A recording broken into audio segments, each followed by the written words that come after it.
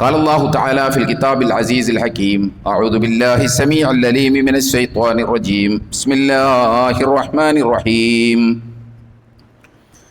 ولا يحسبن الذين يبخلون بما آتاهم الله من فضله هو خير لهم بل هو شر لهم سيطوقون ما بخلوا به يوم القيامة ولله ميراث السماوات والأرض والله بما تعملون خبير صدق الله العلي العظيم وصدق وبلغ رسوله النبي الكريم ونحن على ذلك من الشاهدين الشاكرين والعاقبة للمتقين والحمد لله رب العالمين. സ്നേഹം നിറഞ്ഞ സത്യവിശ്വാസികളായ സഹോദരി സഹോദരന്മാരെ, പ്രപഞ്ചനാഥനായ അള്ളാഹുവിൻ്റെ വിധിവിലക്കുകൾ അതിലംഘിക്കാതെ വ്യക്തിജീവിതത്തെയും കുടുംബജീവിതത്തെയും സാമൂഹ്യ ജീവിതത്തെയും മുന്നോട്ട് നയിക്കണമെന്ന് ആദ്യമായി എന്നോടും പിന്നീട് നിങ്ങളെയും വസിയത്ത് ചെയ്യുകയാണ്, ഉപദേശിക്കുകയാണ്. ജീവിതത്തിലുടനീളം അള്ളാഹു സുബ്ഹാനഹു വ തആലയുടെ നിയമ നിർദ്ദേശങ്ങളനുസരിച്ച് ജീവിക്കുവാനും അവസാനം പൂർണ്ണമായ ഈമാനോടുകൂടി ഈ ലോകത്ത് നിന്ന് വിട പറയുവാനും നാളെ അവൻ്റെ ജന്നാത്തുൽ ഫിർദൗസിൽ അംബിയാ മുർസലീങ്ങളോടൊപ്പം സന്തോഷം കഴിഞ്ഞുകൂടുവാനുമുള്ള തൗഫീഖ് നൽകി അർഹമുർ-റഹീമീനായ റബ്ബ് നമ്മെല്ലാവരെയും എല്ലാ അർത്ഥത്തിലും അനുഗ്രഹിക്കുമാറാകട്ടെ. പരിശുദ്ധ റമദാനിൻ്റെ ഏതാണ്ട് രണ്ടാമത്തെ 10 നമ്മളുമായി വിട പറഞ്ഞു കഴിഞ്ഞു. ആദ്യത്തെ 10 നമ്മുടെ സൽക്കർമ്മങ്ങൾ അള്ളാഹു എല്ലാ അർത്ഥത്തിലും കബൂൽ ചെയ്യുമാറാകട്ടെ. വരുന്ന സുപ്രധാനങ്ങളായ രാപ്പകലുകൾ ഫലപ്രദമായിട്ട് വിനിയോഗിക്കുവാൻ നാം ഓരോരുത്തരും ശ്രമിക്കുക. അർഹമുർ-റഹീമീനായ റബ്ബ് നമ്മെ എല്ലാവരെയും അതിന് തുണക്കുമാറാകട്ടെ. നമുക്കറിയാം, നമ്മുടെ സമൂഹത്തിൽ, മുസ്ലിം സമൂഹത്തിൽ നമസ്കാരത്തിന് വളരെ പ്രാധാന്യം കൊടുക്കുകയും നമസ്കാരം കൃത്യമായി നിർവഹിക്കാൻ ജാഗ്രത കാണിക്കുകയും ചെയ്യുന്ന ആളുകളാണ് ഒരു പരിധിവരെ മുസ്ലിം സമൂഹത്തിൽ ഭൂരിപക്ഷവുമുള്ളത്. അതുപോലെ തന്നെ പരിശുദ്ധ റമദാൻ കടന്നു വരുമ്പോൾ നോമ്പനുഷ്ഠിക്കാനും അവർ ജാഗ്രത കാണിക്കാറുണ്ട്. ഹജ്ജ് ചെയ്യാനും ഒരു പരിധിവരെ ആളുകൾ താല്പര്യം എടുക്കുന്നത് ഇപ്പോൾ നമ്മൾ കാണുന്നുണ്ട്. ഹജ്ജിന് പുറമേ ഒന്നിലേറെ ഉംറകൾ ചെയ്യുവാനും ആളുകൾ പ്രത്യേകം താല്പര്യം പ്രകടിപ്പിക്കുന്നതും നമ്മൾ കാണുന്നു. എന്നാൽ നമസ്കാരത്തിലും നോമ്പിലും ഹജ്ജിലും ഉംറയിലുമൊക്കെ താല്പര്യം കാണിക്കുന്ന ആളുകൾ, ആ ആളുകളുടെ കൂട്ടത്തിൽ സക്കാത്ത് കൊടുക്കാൻ ബാധ്യതയുണ്ടായിട്ടും സക്കാത്ത് കൊടുക്കാൻ പലരും മടിക്കുന്നു, അല്ലെങ്കിൽ താല്പര്യക്കുറവ് കാണിക്കുന്നു എന്ന് നമുക്ക് കാണാൻ സാധിക്കും. അഥവാ നമസ്കരിക്കുന്നവർ, നോമ്പെടുക്കുന്നവർ, ഹജ്ജ് ചെയ്തവർ, പക്ഷേ സക്കാത്ത് കൊടുക്കാൻ ബാധ്യതയുണ്ടായിട്ടും അവർ സക്കാത്ത് കൊടുക്കുന്നില്ല. എന്തുകൊണ്ടാണ്? നമുക്കറിയാം, സക്കാത്ത് എന്ന് പറയുന്നത് ഇസ്ലാം കാര്യത്തിലെ വളരെ സുപ്രധാനമായ ഒരു കാര്യമാണ്. സക്കാത്ത് എന്ന് പറയുന്നത്, അഥവാ ഇസ്ലാം കാര്യത്തിലെ പ്രയോറിറ്റി സീക്വൻസ് എടുത്ത് നമ്മൾ നോക്കിയാൽ 3-ാമത്തേതാണ് സക്കാത്ത്, 4-ാമത്തേതാണ് നോമ്പ്, 5-ാമത്തേതാണ് ഹജ്ജ്. ആ പ്രയോറിറ്റീസ് സീക്വൻസ് അല്ലെങ്കിൽ ആ ഒരു സീരീസ് നമ്മൾ നോക്കിയാൽ 1-ാമത്തെ ആരാധനാകർമ്മമായ നമസ്കാരം നിർവഹിക്കാൻ ആളുകൾ താല്പര്യം കാണിക്കുന്നു, 3-ാമത്തേതായ നോമ്പ് അനുഷ്ഠിക്കാൻ താല്പര്യം കാണിക്കുന്നു, 4-ാമത്തേതായ നോമ്പ് അനുഷ്ഠിക്കാൻ താല്പര്യം കാണിക്കുന്നു, 5-ാമത്തേതായ ഹജ്ജ് നിർവഹിക്കാൻ താല്പര്യം കാണിക്കുന്നു. എന്നാൽ ആ സീക്വൻസിൽ 3-ാമത്തേതായ സക്കാത്ത് കൊടുക്കാൻ ബാധ്യതയുണ്ടായിട്ടും, ബാധ്യതയുള്ള ആളുകളെ സംബന്ധിച്ചാണ് നമ്മൾ പറയുന്നത്, അവർ പക്ഷേ സക്കാത്ത് കൊടുക്കുന്നില്ല. സക്കാത്ത് കൊടുക്കുന്നില്ല എന്ന് മാത്രമല്ല, ആളുകൾക്ക് അതിനകത്തൊരു സീരിയസ്നെസ് ഇല്ല. ഞാൻ നിസ്കരിക്കുന്നു, നോമ്പെടുക്കുന്നു, ഹജ്ജ് ചെയ്തു, പക്ഷേ സക്കാത്ത് ഞാൻ കൊടുക്കുന്നില്ല എന്ന ഒരു സീരിയസ്നെസ് ആളുകൾക്കില്ല. ആ കൊടുക്കാത്ത ആളുകൾക്കില്ല എന്ന് മാത്രമല്ല, സമൂഹത്തിനുമില്ല അവരോട് ഒരു പ്രത്യേക വിരോധം. ഇപ്പം നിങ്ങളൊന്ന് ആലോചിച്ച് നോക്കൂ, നമസ്കരിക്കുന്ന ഒരാൾ കൃത്യമായി നമസ്കരിക്കുന്ന ഒരാൾ ഈ റമദാൻ മാസം വന്നപ്പോൾ നോമ്പ് പിടിക്കാതിരുന്നാൽ നമ്മൾ അയാളെ എങ്ങനെയായിരിക്കും നോക്കിക്കാണുക? നിങ്ങളൊന്ന് സങ്കല്പിച്ച് നോക്കൂ. നമസ്കാരം കൃത്യമായി നിർവഹിക്കുന്ന ഹജ്ജ് ചെയ്തിട്ടുള്ള ഒരാൾ റമളാൻ വന്നപ്പോൾ നോമ്പെടുക്കുന്നില്ല. നമ്മൾ അയാളെ ഒരു അർത്ഥത്തിലൊരു പുച്ഛത്തോടും ആക്ഷേപത്തോടും കൂടിയല്ലേ നോക്കുകയുള്ളൂ. അങ്ങനെ നോക്കുമ്പോൾ തന്നെ നമ്മുടെ മനസ്സിൽ എന്തായിരിക്കും? താൻ പിന്നെ നിസ്കരിക്കണം എന്തിനാണ്? താൻ പിന്നെ ഹജ്ജ് ചെയ്ത് എന്തിനാണ് എന്ന ഒരു ചോദ്യ ശരത്തോടു കൂടിയായിരിക്കും നമ്മൾ അവരെ നോക്കുക. പക്ഷേ അതേ ആളുകൾ സക്കാത്ത് കൊടുക്കാതെ വരുമ്പോൾ അവരൊരു അപരാധവും ചെയ്തതായിട്ട് നമുക്ക് തോന്നാറില്ല.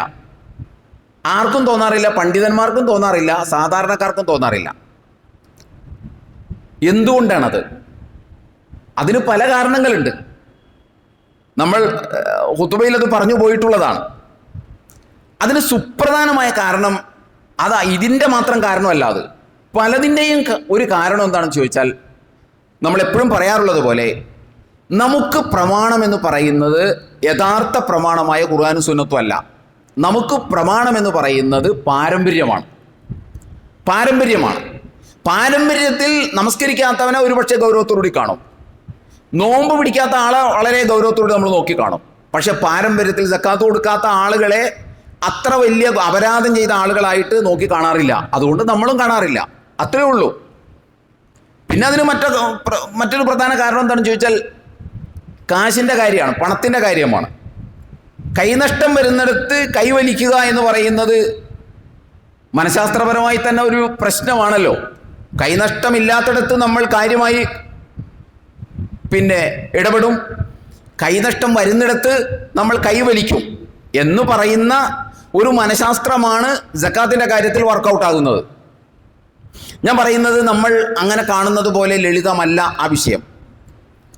നമ്മൾ കാര്യങ്ങളെ വിലയിരുത്തേണ്ടത് തങ്ങൾ കണ്ടു വളർന്ന ചുറ്റുവട്ടത്തിൽ എങ്ങനെയാണ് കാര്യങ്ങളെ നോക്കിക്കാണുന്നത് എന്ന് നോക്കിയിട്ടല്ല, മറിച്ച് അത് സംബന്ധമായി ഇസ്ലാമിൻ്റെ പ്രമാണരേഖ എന്തു പറയുന്നു, പ്രമാണരേഖയിൽ എന്താണത് സംബന്ധിച്ച് പറയുന്നത്, അല്ലെങ്കിൽ പ്രമാണരേഖയിൽ അതിനെത്രത്തോളം സീരിയസ്നെസ് ഉണ്ട് എന്ന് നോക്കിയിട്ടാണ് നമ്മൾ കാര്യങ്ങളെ സമീപിക്കേണ്ടത്. ഒന്ന് ആലോചിച്ച് നോക്കൂ, നമുക്ക് അത്ഭുതം തോന്നും. അത് ഈ സക്കാത്ത് എന്ന് പറയുന്നത് ഇസ്ലാം കാര്യത്തിലെ മൂന്നാമത്തെ കാര്യമാണ് സക്കാത്ത് എന്ന് പറയുന്നത്.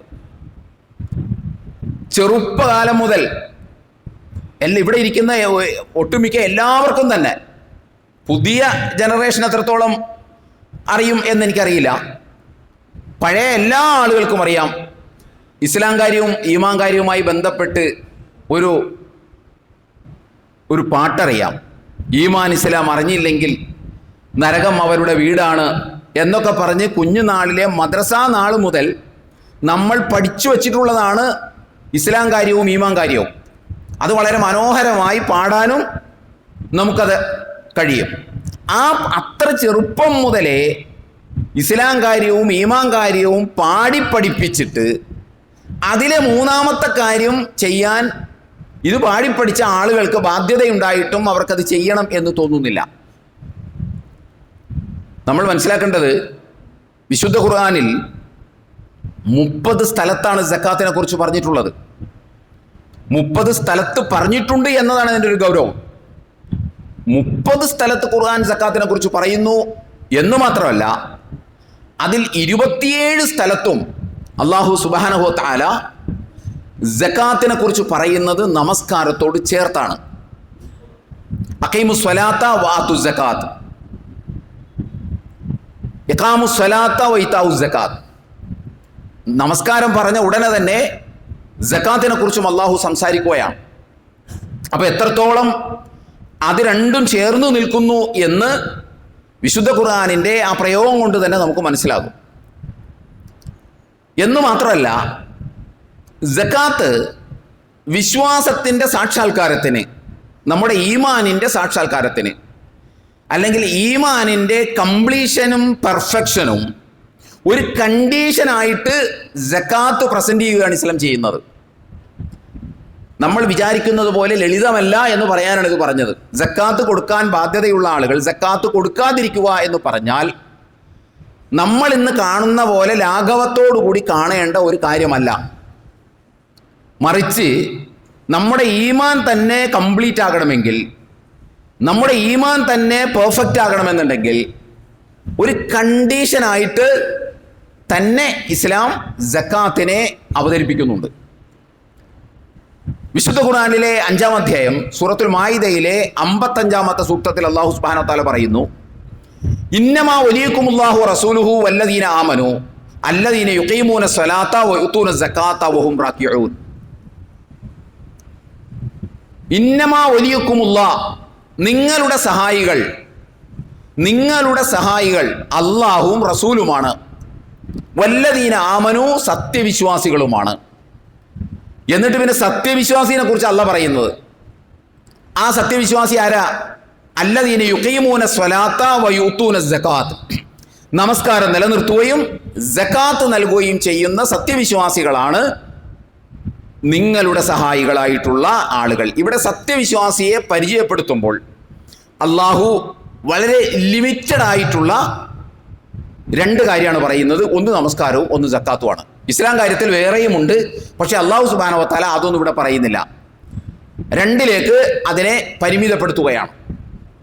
അതുപോലെ തന്നെ അള്ളാഹു സുബ്ഹാനഹു വ തആല പറയുന്നു 9-ാം അധ്യായം 11-ാം വചനത്തിൽ, ഫൈൻ താബു, അവർ പശ്ചാത്തപിക്കുകയും വഖാമു സ്വലാത്ത വാതു സക്കാത്ത ഫഇഖ്വാനുകും ഫിദ്ദീൻ. അഥവാ ഈ ആയത്തിൽ നമ്മൾ മനസ്സിലാക്കേണ്ടത്, മറുപക്ഷത്ത് മുശ്രിക്കുകളായിട്ടുള്ള ഒരുപാട് ആളുകൾ ജൂതരായിട്ടും ക്രൈസ്തവരായിട്ടും സത്യവിശ്വാസം സ്വീകരിക്കാത്ത ജൂതരായിട്ടും ക്രൈസ്തവരായിട്ടും മുശ്രിക്കുകളുമായിട്ടുള്ള മക്കയുടെ മദീനയുടെ ഒരു പശ്ചാത്തലത്തിലാണ് അല്ലാഹ് ഇത് പറയുന്നത്. അപ്പോൾ അവരോട് ഇസ്ലാമിക പ്രബോധനങ്ങൾ നടത്തിക്കൊണ്ടിരിക്കുന്നു, അവരുമായി ഏറ്റുമുട്ടലുകൾ ഉണ്ടാകുന്നു, യുദ്ധങ്ങളടക്കം ഉണ്ടാകുന്നു. ആ ഒരു കണ്ടെക്സ്റ്റിലാണ് അല്ലാഹ് പറയുന്നത് ഫൈൻ താബു, അവർ പശ്ചാത്തപിക്കുകയും, ഏത് മറുപക്ഷത്തുള്ള ആളുകളിൽ ആരെങ്കിലും പശ്ചാത്തപിക്കുകയും അഖാമു സ്വലാത്ത വആതു സക്കാത്ത, നമസ്കാരം നിലനിർത്തുകയും സക്കാത്ത് നൽകുകയും ചെയ്താൽ ഫഇഖ്വാനുകും ഫിദ്ദീൻ, ദീനിൽ അവർ നിങ്ങളുടെ സഹോദരന്മാരാണ്. നമ്മുടെ ഈ ഒരു കണ്ടക്സ്റ്റിലല്ല അത് നമ്മൾ മനസ്സിലാക്കേണ്ടത്. പ്രവാചകൻ തിരുമേനി സല്ലല്ലാഹു അലൈഹി വസല്ലം ഇസ്ലാമിക പ്രബോധനം നിർവഹിക്കുന്ന ഒരു കണ്ടക്സ്റ്റിലാണ് നമ്മൾ മനസ്സിലാക്കേണ്ടത്. അത്തരമൊരു സന്ദർഭത്തിൽ എതിർപക്ഷത്തു നിന്ന് ആരെങ്കിലും പശ്ചാത്തപിച്ചു വന്നാൽ അവർ നിങ്ങളുടെ സഹോദരന്മാരാണ് എന്ന് പറയല്ല അള്ളാഹു ചെയ്തത്.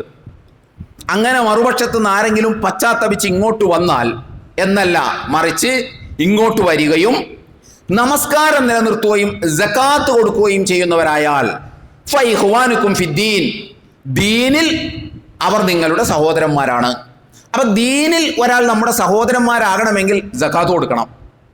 സക്കാത്ത് കൊടുക്കാൻ ബാധ്യതയുണ്ടെങ്കിൽ സക്കാത്ത് കൊടുക്കണം. അതാണ് ഞാൻ പറഞ്ഞത്, സത്യവിശ്വാസത്തിന്റെ സാക്ഷാത്കാരത്തിന് ഒരാളുടെ വിശ്വാസം, ഒരാളുടെ ഈമാൻ അറ്റസ്റ്റ് ചെയ്യുന്ന ഒരു ഫാക്ടറാണ് സക്കാത്ത് കൊടുക്കുക എന്ന് പറയുന്നത്.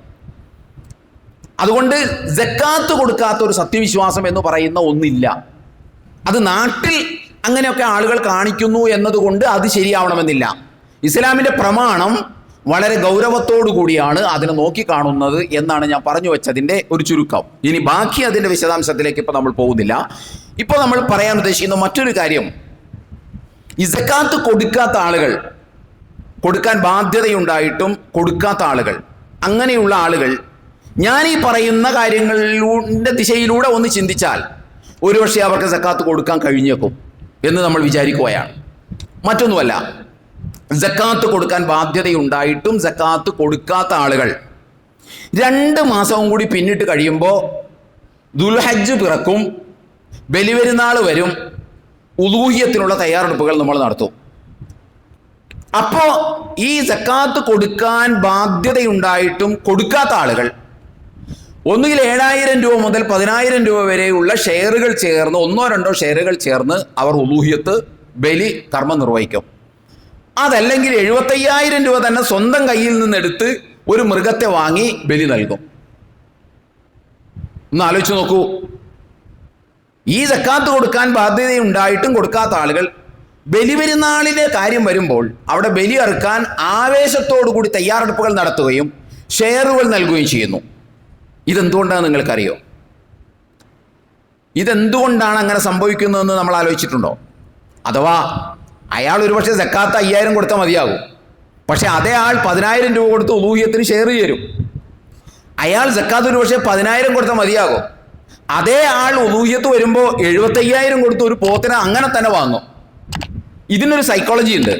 ഇതിൻ്റെ മനഃശാസ്ത്രം എന്താണെന്ന് ചോദിച്ചാൽ മറ്റൊന്നുമല്ല, ഞാൻ നേരത്തെ പറഞ്ഞത് തന്നെയാണ്. അഥവാ നമ്മുടെ ചുറ്റുവട്ടത്തിലേക്ക് നോക്കുമ്പോൾ ആളുകൾ സ്വന്തം അത്യാവശ്യം സാമ്പത്തിക ശേഷിയുള്ള തൻ്റെ ബാപ്പയിലേക്ക് നോക്കുമ്പോഴും അത്യാവശ്യം സാമ്പത്തിക ശേഷിയുള്ള നാട്ടിലെ നമസ്കാരക്കാരിലേക്കും ആജിയാക്കന്മാരിലേക്കും ഒക്കെ നോക്കുമ്പോൾ അവർ നിസ്കരിക്കുന്നുണ്ട്, അവർ നോമ്പെടുക്കുന്നുണ്ട്, അവർ ഹജ്ജ് ചെയ്തിട്ടുണ്ട്, അവർ ഉംറ ചെയ്തിട്ടുണ്ട്, അവർ സക്കാത്ത് കൊടുക്കണില്ലല്ലോ. പക്ഷെ അവർ ഉലൂഹിയത്ത് ഇറക്കുന്നുണ്ട്. ഉലൂഹിയത്തിൻ്റെ സമയമാകുമ്പോൾ ഈ സക്കാത്ത് കൊടുക്കാത്തവർ വലിയ ഇൻട്രസ്റ്റ് കാണിക്കുന്നുണ്ട്. ഇത് തന്നെ പാരമ്പര്യമായി തുടർന്നു പോരുന്നു. അത്രേ ഉള്ളൂ അതിൻ്റെ പിന്നിലുള്ള മനഃശാസ്ത്രം. കാരണം സമൂഹം അത് കാണിക്കുകയാണെങ്കിൽ നമ്മളും കാണിക്കാൻ സന്നദ്ധമാകും. അതാണ് മോഡലിൻ്റെ പ്രത്യേകത, മാതൃകയുടെ പ്രത്യേകത. അതാണ് സമൂഹം ഒരു മാതൃക. അതേസമയം സമൂഹം സക്കാത്ത് കൊടുക്കാൻ നേരത്തെ കാലത്തെ മുതൽ ആളുകൾ സക്കാത്ത് കൊടുക്കുന്നിടത്ത് നമസ്കരിക്കുന്നത് പോലെ നോമ്പെടുക്കുന്നത് പോലെ സീരിയസ്നെസ് കാണിച്ചിരുന്നുവെങ്കിൽ അത് പിന്തുടർന്ന് അവരുടെ മക്കളും സക്കാത്ത് കൊടുക്കാൻ ഒരു പരിധി വരെ സന്നദ്ധമാകുമായിരുന്നു. ഇവിടെ കാശ് നഷ്ടമാണെന്ന് പോലും നമുക്ക് പറയാൻ കഴിയില്ല. കാരണം എന്താണെന്ന് ചോദിച്ചാൽ ഒരുപക്ഷെ ഒരാൾ സക്കാത്ത് 6,000 കൊടുത്താൽ മതിയാകും. പക്ഷെ അയാൾ അതേ വർഷം തന്നെ ഉലൂഹിയത്തിൻ്റെ പേരിൽ 10,000 മുടക്കുന്നുണ്ട്.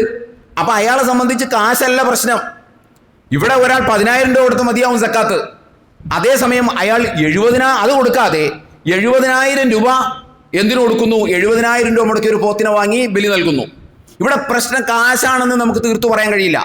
ഇവിടെ പ്രതിയാകുന്നത് പാരമ്പര്യമാണ്. നമ്മുടെ പാരമ്പര്യത്തിൽ സക്കാത്ത് കൊടുക്കാത്ത ആളും ഈ കാര്യത്തിൽ ഇൻട്രസ്റ്റ് കാണിക്കുന്നത് വളർന്നു വരുന്ന പിന്തലമുറക്കാർ കാണുകയാണ്. അപ്പം അവരും എന്താണ് അത് ചെയ്യാനാണ് അവർ ശ്രമിക്കുക. മാത്രമല്ല ഈ കാലഘട്ടത്തെ സംബന്ധിച്ചിടത്തോളം ഉലൂഹിയത്ത് എന്ന് പറഞ്ഞാൽ അതൊരു ബലികർമ്മം എന്നതിനേക്കാൾ അപ്പുറം ഒരു അന്തസ്സിൻ്റെയും ഒരു പൊങ്ങച്ചത്തിൻ്റെയും ഒക്കെ ഭാഗമായി മാറിയിട്ടുണ്ട്. അതിൻ്റെ ഭാഗമായിട്ട് പലയിടത്തും ബലികർമ്മം എന്ന് പറയുന്നത് ഒരു മത്സര മനോഭാവത്തോടു കൂടി നടത്തുന്ന ഒരു പരിപാടിയായി മാറിയിട്ടുണ്ട്. എല്ലാവരും താൻ വാങ്ങേണ്ട ബലിമൃഗത്തിൻ്റെ തുക തീരുമാനിക്കുന്നത് മറ്റുള്ളവൻ വാങ്ങിയതിൻ്റെ വില വെച്ചിട്ടാണ്. അങ്ങനത്തെ ഒരു മാനസികാവസ്ഥയിലേക്ക് നമ്മൾ എത്തിപ്പെട്ടിട്ടുണ്ട്. ഞാൻ പറയുന്നു, ചെയ്തില്ലെങ്കിൽ ചെയ്തില്ല എന്നേ ഉള്ളൂ. ചെയ്തിട്ട് ബാത്തിലാകുന്നതിലും നല്ലത് ചെയ്യാതിരിക്കലാണല്ലോ. അപ്പം ചെയ്യുന്ന പണി ബാത്തിലാകാതെ നോക്കണം. കാരണം ഇസ്ലാം ആ ചെയ്തിയിലേക്ക് മാത്രമല്ല നോക്കുന്നത്, ആ ചെയ്യുന്ന മനുഷ്യൻ്റെ മാനസികാവസ്ഥയിലേക്കും മനോഗതങ്ങളിലേക്കും നോക്കും. മനോഗതം മാറിപ്പോയിട്ട് 1 കോടി രൂപ നമ്മൾ മുടക്കിയാലും അതിന് വിലയുണ്ടാവില്ല. അത് വെറും ബലിയല്ല, അത് വെറും പോത്തിനറക്കലായി പോകും. ബലി നടക്കണമെന്നുണ്ടെങ്കിൽ അതിനോടുകൂടി മനസ്സുകൂടി ചേരണം. അത് പൊങ്ങച്ചത്തിൻ്റെയോ അഭിമാനത്തിൻ്റെയോ ആഭിജാത്യത്തിൻ്റെയോ മത്സര മനോഭാവത്തിൻ്റെയോ ഭാഗമായി നടക്കേണ്ട ഒന്നല്ല. അത് തികഞ്ഞ ഇഖ്ലാസോടുകൂടി ചെയ്യേണ്ട ഒരു സംഗതിയാണ്. അതുകൊണ്ട് ആത്മാവ് ചോർന്നു പോകാത്ത രൂപത്തിൽ ചെയ്യുന്നവർ അത് ചെയ്യണം. ഇവിടെ ഞാൻ പറയുന്നത്, ഇവിടെ നമ്മൾ മനസ്സിലാക്കേണ്ട ഒരു സംഗതി, ബലി നൽകുക എന്ന് പറയുന്നത് ഇസ്ലാമിലുള്ളതാണ്, സക്കാത്ത് എന്ന് പറയുന്നതും ഇസ്ലാമിലുള്ളതാണ്. പക്ഷേ സക്കാത്തിൻ്റെ മുൻപിലല്ല ബലി നിൽക്കുന്നത്. ഇസ്ലാം കാര്യത്തിലെ പ്രയോറിറ്റി ലിസ്റ്റിൽ 3-ാമത്തേതാണ് സക്കാത്തെങ്കിൽ ആ ലിസ്റ്റിൽ എന്തില്ല? ബലികർമ്മമില്ല. ബലികർമ്മം പ്രധാനപ്പെട്ട ഒരു കർമ്മമാണെങ്കിലും അതൊരു പ്രധാനപ്പെട്ട സുന്നത്ത് മാത്രമാണ്. അതുകൊണ്ട് വളരെ പ്രധാനപ്പെട്ട സക്കാത്ത് കൊടുക്കാൻ ഉള്ള ബാധ്യതയ്ക്ക് നേരെ കണ്ണടച്ചുകൊണ്ട് 2 മാസം പിന്നിടുമ്പോൾ ഉലൂഹിയത്ത് അറുക്കുക എന്ന് പറയുന്നത് അത് ഒരു ശരിയായ നടപടിക്രമമല്ല. അപ്പം അതുകൊണ്ട് അങ്ങനെയുള്ള ആളുകളെ നിങ്ങളൊന്ന് ആലോചിച്ച് നോക്കൂ. 7,500 രൂപ എന്ന് പറയുന്നത് 7,500 രൂപ എന്ന് പറയുന്നത്, ഞാൻ ഈ പറയുന്നത് നന്നായി ഒന്ന് ശ്രദ്ധിക്കണം നിങ്ങൾ. 7,500 രൂപ എന്ന് പറയുന്ന ഒരു ഷെയറിൻ്റെ തുകയായി നമ്മൾ കണക്കാക്കിയാൽ, ഒരു ഉലൂഹിയത്തിന് അതിന് ബലി നൽകുന്ന മൃഗത്തിൻ്റെ ഷെയറിൻ്റെ തുകയായി കണക്കാക്കിയാൽ 7,500 രൂപ എന്ന് പറയുന്നത് തൻ്റെ വരുമാനത്തിൽ നിന്ന് തൻ്റെ അടിസ്ഥാന ചിലവുകൾ മാറ്റിവെച്ചതിന് ശേഷം ബാക്കി വരുന്ന 3 ലക്ഷം രൂപയുടെ സക്കാത്താണ് 7,500 രൂപ എന്ന് പറയുന്നത്.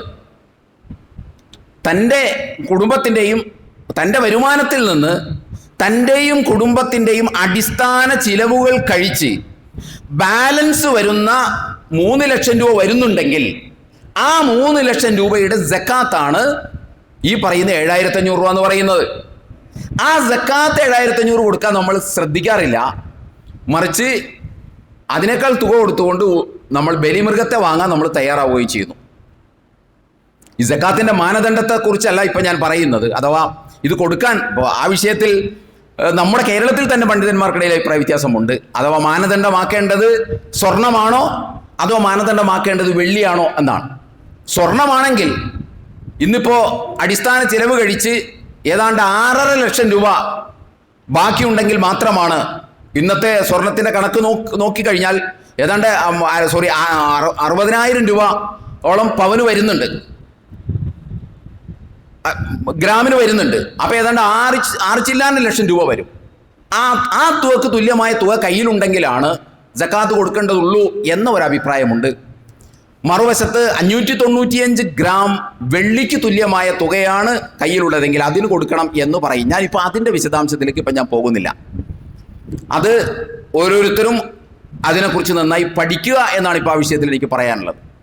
595 ഗ്രാം സ്വർണം എന്ന് പറയുമ്പോൾ, ഇന്നത്തെ വെള്ളി എന്ന് പറയുമ്പോൾ ഇന്നത്തെ റേറ്റ് അനുസരിച്ച് ഏതാണ്ട് 68,000 രൂപ ആണ് അതിന് കണക്കാക്കാൻ പറ്റുക. അപ്പോൾ 68,000 രൂപ കയ്യിൽ ബാക്കിയുണ്ടെങ്കിൽ അതിന് സക്കാത്ത് കൊടുക്കണം എന്ന കുറച്ചുകൂടി സൂക്ഷ്മമായ മാനദണ്ഡം അംഗീകരിക്കുന്ന ആളുകളുണ്ട്. അതങ്ങനെയല്ല, 85 ഗ്രാം സ്വർണത്തിന് തത്തുല്യമായ തുക കയ്യിലുണ്ടെങ്കിൽ കൊടുത്താൽ മതി എന്ന് പറയുമ്പോൾ ഏതാണ്ട് 6 ചില്ലാനം ലക്ഷം രൂപ കയ്യിൽ വരണം സക്കാത്ത് കൊടുക്കണമെങ്കിൽ. ആ വിഷയം ഇപ്പോൾ വിശകലനം ചെയ്യാൻ ഉദ്ദേശിക്കുന്നില്ല. നമ്മളിപ്പോൾ പറയുന്ന ആദ്യം സക്കാത്ത് കൊടുക്കാൻ സന്നദ്ധമാവുക എന്നതാണ്. സക്കാത്ത് കൊടുക്കാൻ സന്നദ്ധമാവുക. അപ്പോൾ ഞാൻ പറഞ്ഞത്, തൻ്റെ കയ്യിൽ തൻ്റെ വരുമാനം മൊത്തം എടുത്ത് പരിശോധിച്ചതിന് ശേഷം തൻ്റെ കുടുംബത്തിൻ്റെ അടിസ്ഥാന ചിലവുകൾ കഴിച്ച് ബാക്കിയുള്ള ഒരു 3 ലക്ഷം രൂപ സക്കാത്തിന് കൊടുക്കേണ്ടതുണ്ട്, 3 ലക്ഷം രൂപയുടെ സക്കാത്ത് കൊടുക്കേണ്ടതുണ്ടെന്ന് വെച്ചാൽ അത് 7,500 രൂപ കൊടുത്താൽ മതി. 7,500 രൂപ കൊടുത്താൽ മതി. 10,000 രൂപയാണെങ്കിൽ, ഷെയറിന് 10,000 രൂപയാണെങ്കിൽ നമ്മൾ മനസ്സിലാക്കേണ്ടത് 4 ലക്ഷം രൂപയുടെ സക്കാത്താണ്. 4 ലക്ഷം രൂപയുടെ സക്കാത്താണത്. പക്ഷേ 4 ലക്ഷം രൂപയുടെ സക്കാത്ത് കൊടുക്കാൻ നമ്മൾ സന്നദ്ധമല്ല. 10,000 രൂപ ഷെയർ ചേർന്ന് ഉദൂയത്തറക്കാൻ നമ്മൾ സന്നദ്ധമാണ്. ഇനി ഒരു മൃഗം 75,000 രൂപ, 75,000 രൂപയുടെ മൃഗത്തെ വാങ്ങി അറക്കുന്ന എത്രയോ ആളുകളുണ്ട് നമ്മുടെ നാട്ടിൽ, ധാരാളം ആളുകളുണ്ട്. നിങ്ങൾ അവരിൽ പലരെയും എടുത്ത് പരിശോധിച്ച് നോക്കൂ, അവർ സക്കാത്ത് കൊടുത്തിട്ടുണ്ടാവില്ല. ഈ 75,000 രൂപ എന്ന് പറയുന്നത് 30 ലക്ഷം രൂപയുടെ സക്കാത്താണ്. 30 ലക്ഷം രൂപയുടെ സക്കാത്താണ് 75,000 രൂപ എന്ന് പറയുന്നത്. 30 ലക്ഷം രൂപയുടെ സക്കാത്ത് അയാൾ കൊടുക്കാൻ സന്നദ്ധമല്ല. പക്ഷേ കൊല്ലത്തിൽ 75,000 രൂപ മുടക്കിയിട്ട് ഒരു മൃഗത്തെ വാങ്ങി അറക്കാൻ അയാൾ സന്നദ്ധമാണ്. ഇവിടെ വരുന്ന ഒരു വൈരുദ്ധ്യമുണ്ട്. ഈ വൈരുദ്ധ്യം ഉണ്ടാവാൻ പാടില്ല. കാരണം ഇസ്ലാമിൽ നിങ്ങളൊന്ന് ആലോചിച്ച് നോക്കൂ, സക്കാത്തിനെ കുറിച്ചും അതേപോലെ തന്നെ ബലികർമ്മത്തെക്കുറിച്ചും ഖുർആൻ സംസാരിക്കുന്ന ഒരു ശൈലിയും ഖുർആൻ സംസാരിക്കുന്ന ഒരു ടോണുമുണ്ട്. അതിനെപ്പോഴും ഞാൻ പറയാറുള്ളത് പോലെ അത് മനസ്സിലാകണമെന്നുണ്ടെങ്കിൽ അത് ഖുർആൻ വായിക്കണം. അത് ഖുർആൻ വായിക്കുമ്പോൾ നമുക്ക് മനസ്സിലാകും ആ വ്യത്യാസം. സക്കാത്തിനെ കുറിച്ച് അല്ലാഹ് സംസാരിക്കുന്നത് എത്ര സ്ഥലത്താണ്, ഏത് രൂപത്തിലാണ്, ഏത് ടോണിലാണ്, ഏത് ശൈലിയിലാണെന്ന് അറിയാൻ പറ്റും. ബലികർമ്മത്തെക്കുറിച്ചും ഖുർആൻ സംസാരിക്കുന്നുണ്ട്.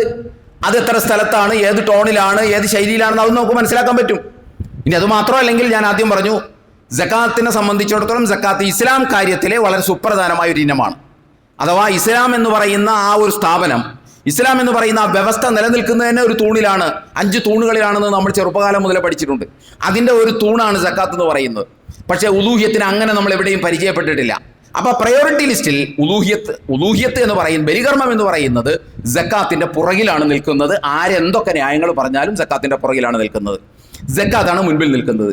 അതുകൊണ്ട് അത് കൊടുക്കാൻ താൻ ബാധ്യസ്ഥനാണോ എന്നാണ് ആദ്യം പരിശോധിക്കേണ്ടത്. അത് കൊടുത്തതിന് ശേഷമാണ് ബലികർമ്മത്തെക്കുറിച്ച് ആലോചിക്കേണ്ടത്. ബലികർമ്മം ചെറുതാണെന്ന് പറയാനല്ല ഞാനിത് പറഞ്ഞത്, പക്ഷേ ബലികർമ്മത്തേക്കാൾ വലുതാണ് സക്കാത്ത് എന്ന് പറയാനാണ് ഞാനിത് പറഞ്ഞത്. അതുകൊണ്ട് ആ നിലക്ക് അതിനെ നോക്കിക്കാണാൻ നിങ്ങൾ ഓരോരുത്തരും ശ്രദ്ധിക്കണം, ശ്രമിക്കണം. അള്ളാഹു നമ്മെ അതിനെ അനുഗ്രഹിക്കുമാറാകട്ടെ. മറ്റൊരു സംഗതി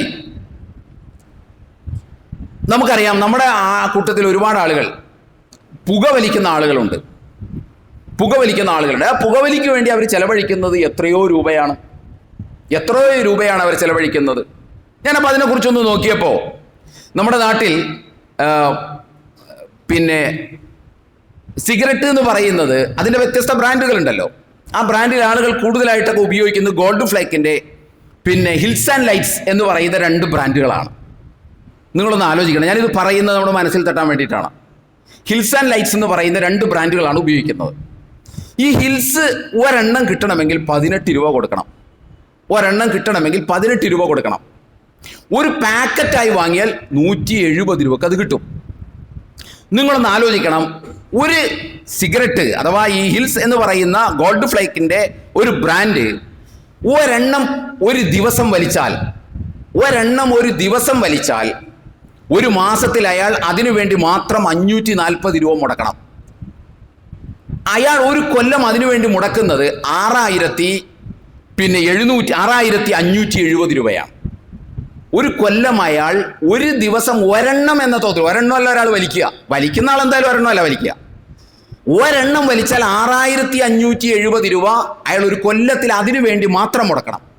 ഈ 6,570 രൂപ എന്ന് പറയുന്നത് 2.5 ലക്ഷം രൂപയുടെ സക്കാത്താണ്. 2.5 ലക്ഷം രൂപയുടെ സക്കാത്ത് അയാൾ കൊടുക്കുന്നില്ല. പക്ഷെ 6,570 രൂപ മുടക്കി അയാൾ പുകവലിച്ചു കളയുന്നു.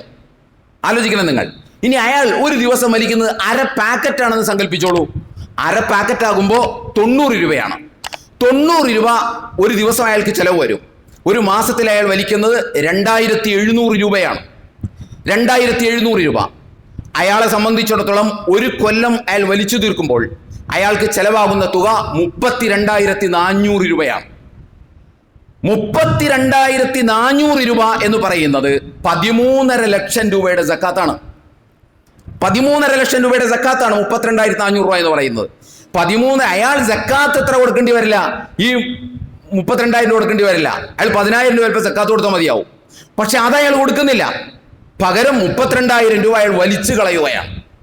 ഞാൻ അന്വേഷിച്ചപ്പോൾ അത്യാവശ്യം വലിക്കാർ ഒരു ദിവസം ഒരു പാക്കറ്റ് വലിക്കുമെന്നാണ് ഞാൻ മനസ്സിലാക്കിയത്. അങ്ങനെയാണെങ്കിൽ ഒരു പാക്കറ്റിന് 170 രൂപയാണ്. 170 രൂപ മുടക്കിയാൽ അയാൾ ഒരു മാസം 5,100 രൂപ അതിനുവേണ്ടി മാത്രം ചെലവഴിക്കേണ്ടി വരും. അയാൾ ഒരു കൊല്ലം പൂർത്തീകരിക്കുമ്പോൾ 61,200 രൂപ അയാൾ ഈ പുകവലിക്ക് വേണ്ടി മാത്രം അയാൾ ചെലവഴിക്കും. 61,200 രൂപ. 61,200 രൂപ എന്ന് പറയുന്നത് 24.5 ലക്ഷം രൂപയുടെ സക്കാത്താണ്. 24.5 ലക്ഷം രൂപയുടെ സക്കാത്താണ്. അയാൾ സക്കാത്തിനത്തിൽ അത്തരം കൊടുക്കേണ്ടി വരില്ല. ചിലപ്പോൾ കൂടി 20,000 രൂപ കൊടുത്ത് മതിയാവും.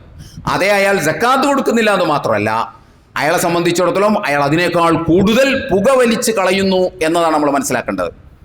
ആർക്ക്? സ്വന്തത്തിനോ കുടുംബത്തിനോ നാടിനോ സമൂഹത്തിനോ നാളെ പരലോകത്തോ ഒരർത്ഥത്തിലും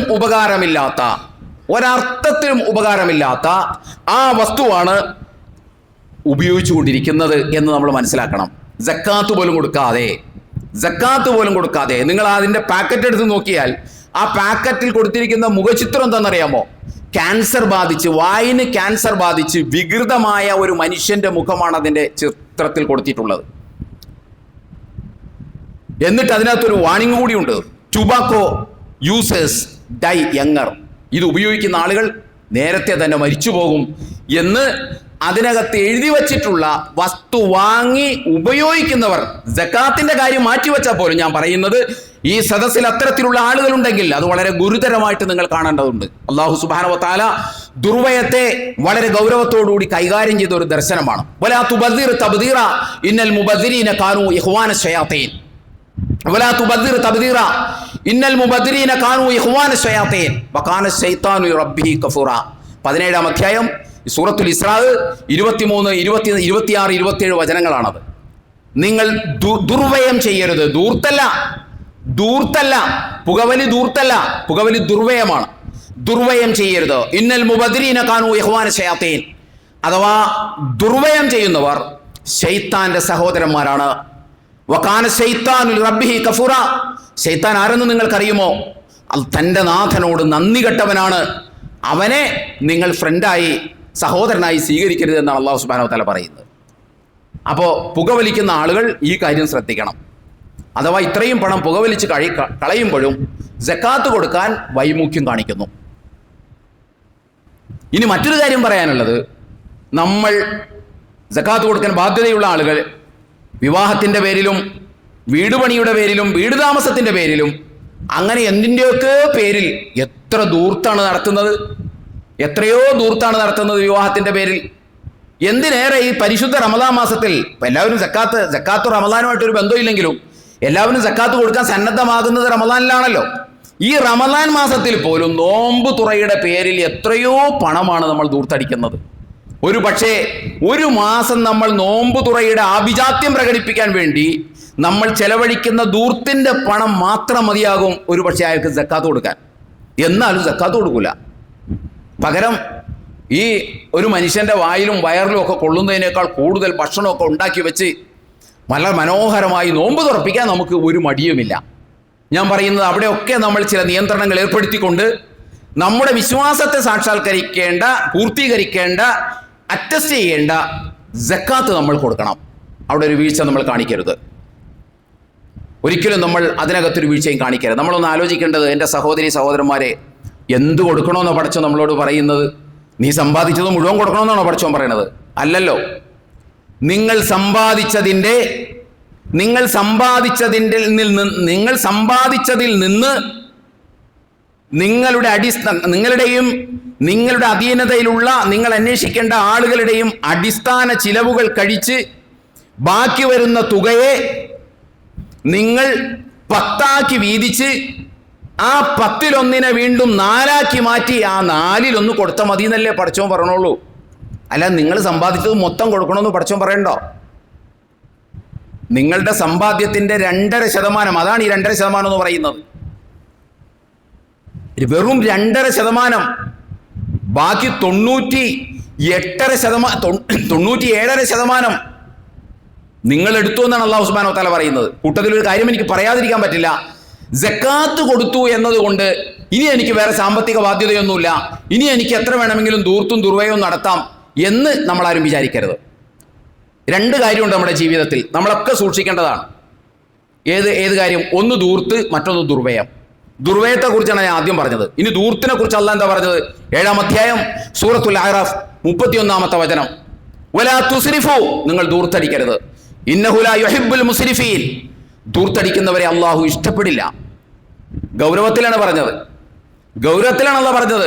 നമ്മൾ വിചാരിക്കുന്ന പലതും പറയാത്ത പടച്ച തമ്പുരാനാണ് ദൂർത്തിനെ കുറിച്ചും ദുർവ്യയത്തെക്കുറിച്ചും ഇത്രയും ഗൗരവത്തോടെ സംസാരിച്ചത്. അപ്പൊ നമ്മൾ ദൂർത്തും ദുർവ്യയത്തിൻ്റെയൊക്കെ പേരിൽ എത്രയോ ആയിരക്കണക്കിന് രൂപ നമ്മൾ ചെലവഴിക്കുന്നു. പക്ഷെ അപ്പോഴും നമ്മൾ സക്കാത്തിനെ കുറിച്ച് ആലോചിക്കുന്നില്ല. സക്കാത്ത് കൊടുക്കുന്ന ആളാണോ താനെന്ന അന്വേഷണം പോലും ഇല്ല. അപ്പോൾ അതാണൊരു വശം. മറ്റേത് ഈ പറഞ്ഞതുപോലെ 2.5% കൊടുത്താൽ മതി. അതിന് മറ്റൊരു ഉദാഹരണത്തിലൂടെ ഞാൻ നിങ്ങളോട് പറയാം. നിങ്ങളുടെ കയ്യിൽ ഞാനൊരു നമ്മൾ ഈ കാണിക്കുന്നത് എത്രമാത്രം ഗൗരവമുള്ള കാര്യമാണെന്ന് മനസ്സിലാക്കാൻ വേണ്ടിയിട്ടുള്ള ഉദാഹരണമാണ്. ഞാൻ നിങ്ങളുടെ കയ്യിൽ ഒരു തണ്ണിമത്തൻ ഏൽപ്പിക്കുന്നു, അഥവാ ഒരു വാട്ടർ മേലൻ. എന്നിട്ട് ഞാൻ നിങ്ങളോട് പറയുന്നു, നിങ്ങൾ അതിനെ 10 കഷ്ണങ്ങളാക്കണം. ആ 10 കഷ്ണങ്ങളാക്കിയതിന് ശേഷം അതിനകത്തെ ഒരു കഷ്ണത്തെ വീണ്ടും 4 കഷ്ണമാക്കി മാറ്റി അതിലൊരു കഷ്ണം ദാഹിച്ചിരിക്കുന്ന ഒരാളുണ്ട്, അയാൾക്ക് കൊണ്ടുപോയി കൊടുക്കണം എന്ന് ഞാൻ പറഞ്ഞാൽ, ഒരാൾ പറയുകയാണ് അത് കൊടുക്കാൻ പറ്റില്ല, അതും എനിക്ക് വേണം എന്ന് പറഞ്ഞാൽ, ആ തണ്ണിമത്തം കൊടുത്ത എന്നോട് അയാൾ കാണിക്കുന്ന നന്ദികേട് എത്രമാത്രം ഗൗരവമുള്ളതാണ് എന്ന് നിങ്ങളൊന്ന് ആലോചിച്ച് നോക്കൂ. എത്രമാത്രം ഗൗരവമുള്ളതാണ്. ഇത് തന്നെയാണ് സക്കാത്ത് കൊടുക്കാതിരിക്കുക എന്ന് പറയുമ്പോൾ അയാൾ കാണിക്കുന്ന നന്ദികേട്.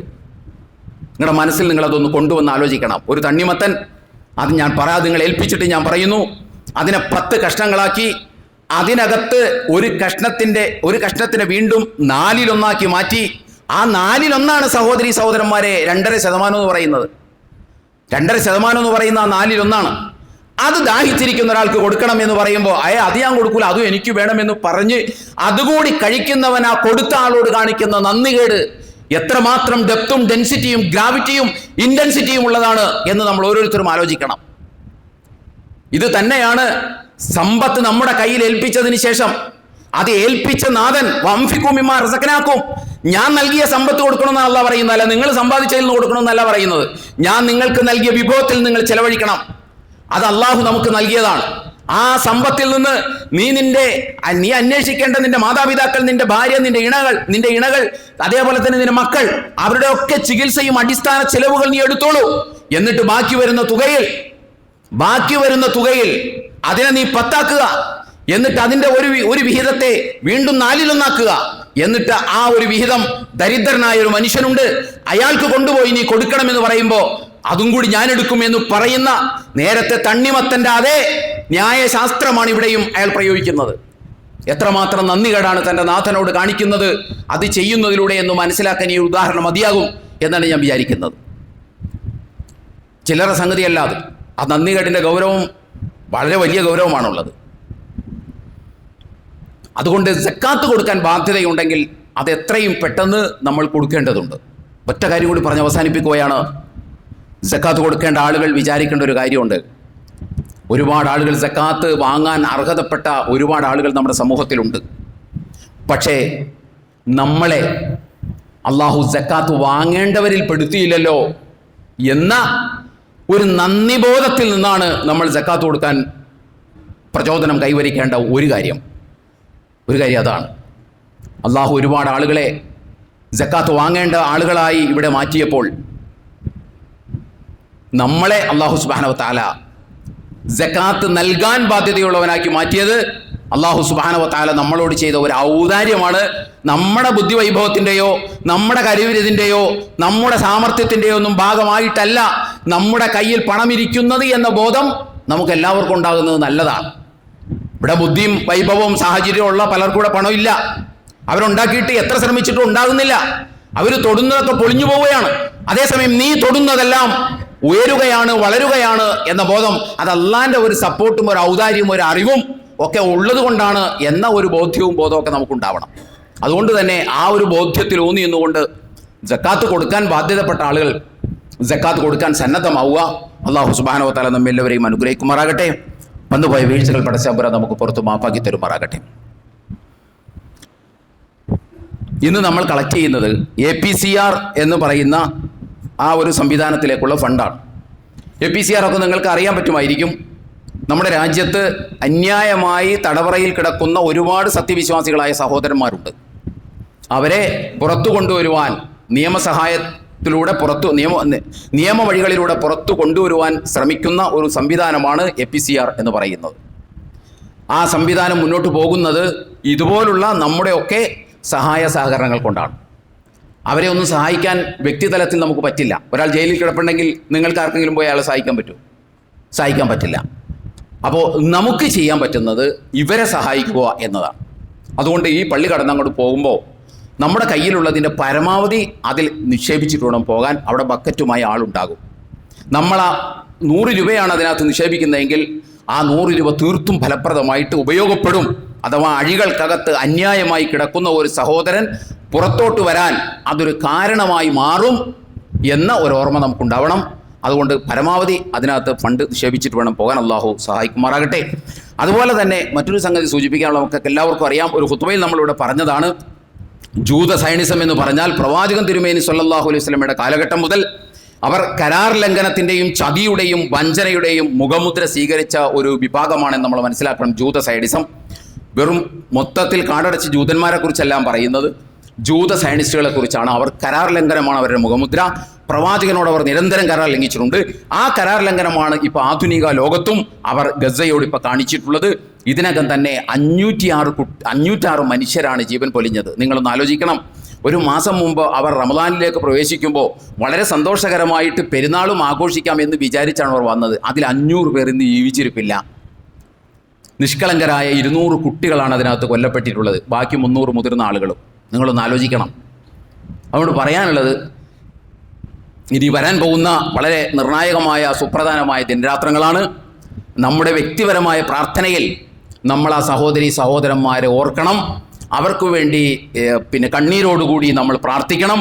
അവരെ മാറ്റി നിർത്തിക്കൊണ്ട് ഞാൻ പറയുന്നത് ഒരു പ്രാർത്ഥനയും നമ്മൾ നടത്തരുത്. അവരില്ലാത്ത ഒരു പ്രാർത്ഥന ഇനിയുള്ള രാപ്പകലുകളിൽ നമ്മുടെ പ്രാർത്ഥനകളായി മാറിപ്പോകാതെ നോക്കണം. അവർക്ക് വേണ്ടി, അവിടുത്തെ കുഞ്ഞുങ്ങൾക്ക് വേണ്ടി, അവിടുത്തെ സഹോദരിമാർക്ക് വേണ്ടി, സഹോദരന്മാർക്ക് വേണ്ടി സർവോപരി നെഞ്ചുവിരിച്ച് പോരാടുന്ന ആളുകൾക്ക് വേണ്ടിയിട്ട് നമ്മൾ ആത്മാർത്ഥമായി പ്രാർത്ഥിക്കേണ്ടതുണ്ട്. അല്ലാഹു സുബ്ഹാനഹു വ തആല നമ്മെയും അവരെയും അനുഗ്രഹിക്കുമാറാകട്ടെ. ആ പോരാളികൾക്ക് സ്ഥൈര്യവും ധൈര്യവും മനസ്സമാധാനവും നൽകി അനുഗ്രഹിക്കുമാറാകട്ടെ. അവരെ പിടഞ്ഞു വീഴുന്ന ആളുകൾക്ക് നാളെ അവൻ്റെ ജന്നാത്തുൽ ഫിർദൗസിൽ അംബിയാ മുർസലീങ്ങളോടൊപ്പം ഇടം നൽകി അല്ലാഹു അനുഗ്രഹിക്കുമാറാകട്ടെ. നമ്മളിൽ നിന്ന് മരണപ്പെട്ടു പോയ ആളുകൾക്ക് അല്ലാഹു മഗ്ഫിറത്തും റഹ്മത്തും നൽകി അനുഗ്രഹിക്കുമാറാകട്ടെ. നമ്മുടെ തൊട്ടടുത്ത ആശുപത്രി രോഗികളായി കഴിയുന്ന ആളുകൾക്ക് അല്ലാഹു ആശ്വാസം നൽകി അനുഗ്രഹിക്കുമാറാകട്ടെ. അഖൂലു ഖൗലി ഹാദാ വസ്തഗ്ഫിറുല്ലാഹ ലി വലക്കും വലിജമീഅൽ മുസ്ലിമീന വൽ മുഅ്മിനീന അജ്മഈന ഫസ്തഗ്ഫിറുഹു ഇന്നഹു ഹുവൽ ഗഫൂറുർ റഹീം.